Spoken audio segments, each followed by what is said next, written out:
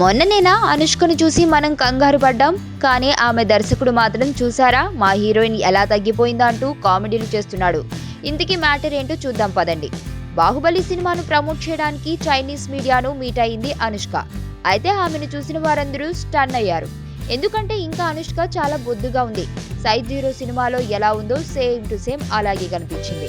కానీ దర్శకుడు అశోక్ మాత్రం భాగమతి సినిమా కోసం అనుష్క చాలా కష్టపడుతుందని, ఇప్పటికే 18 కేజీలు వెయిట్ తగ్గిందని చెబుతున్నాడు.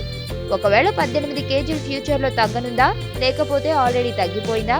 ఇవన్నీ ఆమెను చూస్తే కలిగే డౌట్లు. ఎంత తగ్గిందో తెలియదు, కానీ అనుష్కను చూస్తే నిజంగా తగ్గినట్లు మాత్రం అనిపించట్లేదు. అయితే అశోక్ మాత్రం తమ సినిమాలో అనుష్క చాలా హాట్ గా కనిపించనుందని చెబుతున్నాడు. దాదాపు 2.5 కోట్లు తీసుకుందని టాక్ వస్తుంది. కాబట్టి ఆ మాత్రం హాట్ గా కనిపించకపోతే ఎలా మరి?